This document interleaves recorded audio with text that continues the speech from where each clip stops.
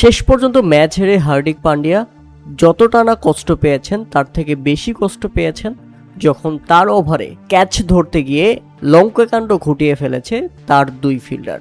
হ্যাঁ দর্শক, ইনিংসের দশম ওভারের দ্বিতীয় বলের ঘটনা ছিল সেটি।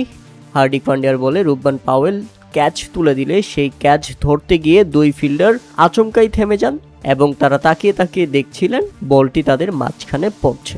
হ্যাঁ, প্রথমে ক্যাচ ধরতে দুই ফিল্ডারই দৌড়ে গিয়েছিলেন, কিন্তু একটা সময় দুজনই থেমে যান এবং দুজনের দিকে তাকিয়ে থাকেন কে ধরবেন ক্যাচ। দীপক চাহার ভেবেছিল রবিন ধরবে আর রবিন ভেবেছিল দীপক ভাই ধরবে, কিন্তু শেষ পর্যন্ত কেউই ধরেনি।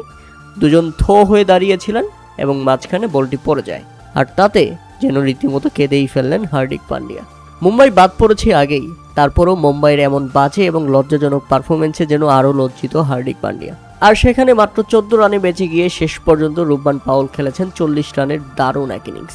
তাতে ম্যাচটা বের হয়ে যায় এবং শেষ পর্যন্ত কলকাতাকে দারুণভাবে ফিনিশ করেন রিঙ্কু সিং এবং 4 উইকেটের জয় নিয়েই মাঠ ছাড়ে কলকাতা নাইট রাইডার্স। তবে এই ম্যাচে আরেকটা মজার কাহিনী ঘটে গেছে।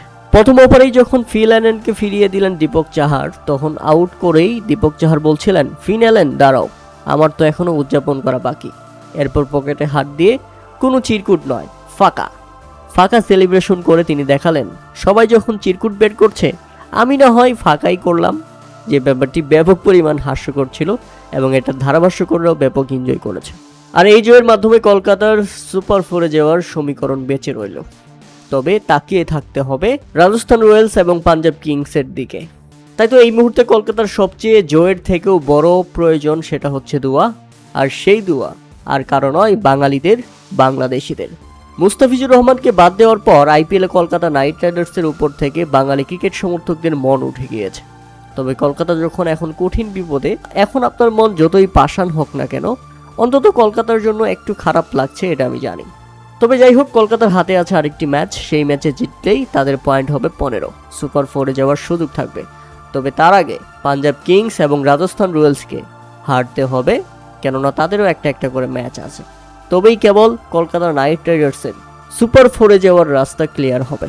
একমাত্র ভাগ্যই বাঁচাতে পারে কলকাতা নাইট রাইডার্সকে, না হলে তাদের কেল্লাফ হতে। তবে আজকের ম্যাচে মুম্বাই ইন্ডিয়ান্সের ব্যাপক ব্যাটিং ব্যর্থতা, এতটাই ব্যাটিং ব্যর্থতা যে সেটা আর না বললেই নয়।